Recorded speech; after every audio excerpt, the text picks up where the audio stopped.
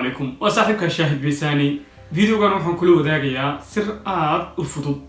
تاسي او قفك هي وكيلي كرتيد اما ها قفك marka dan ka leedahay dantaasi aad doonaysid inaad ka heshid qofkaasi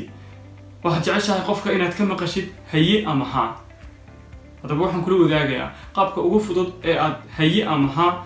uga heli kartid qofkaasi adoona maskaxdaada mashquulin ama adoona qofka ku degdegin oo isla markii ka weydiiya dantaada kadibna aad may kala kulantid waxaan ku sheegayaa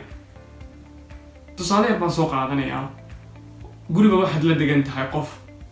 ama qolba wada degantiin ama gurigaas aad degantiin wax laga yaabo qofkaasi mararka qaar inaad isqabataan wax laga yaabo mararka qaar inay isqabanin oo caadi aad saaxiib tihiin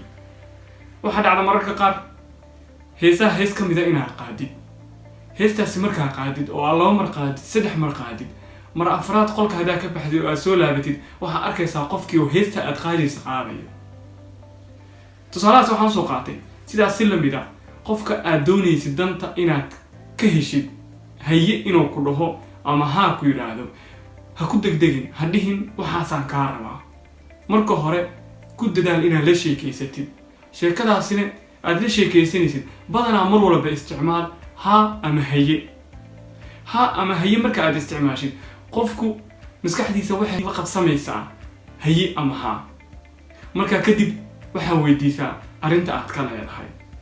maskaxdiisa marka diyaar waxay u tahay ha inay tiraahdo ama haye inay tiraahdo waayo maskaxdiisa waxa bartay maalintaas oo dhan waxaad uga sheekeynaysay ama xilliga aad la sheekaysanayso dhan waxa uga sheekeynaysay wax ku badan ha haye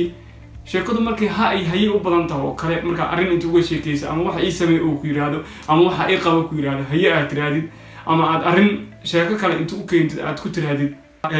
sidaan ayaa wada sameeynaa sidee u aragtaa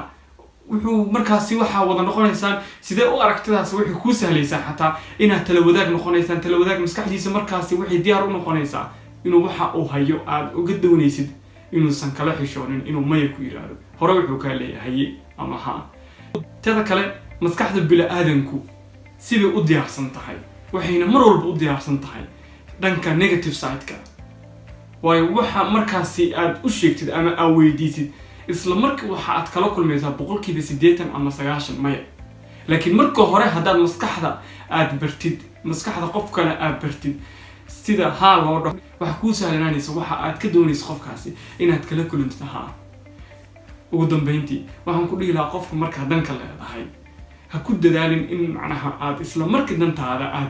hore ka weydiisid hana ku dadaalin inaad ka baqdid inaad danta weydiisid oo istiraadid armumaya ku dhaha qofku ama ku diidaa inta aad iska mashquulinaysid ku dadaal inaad qofka u sheekaysid marka u sheekaynaysid aad ugu sheekaysid sheekooyin ay u badan tahay ha iyo haye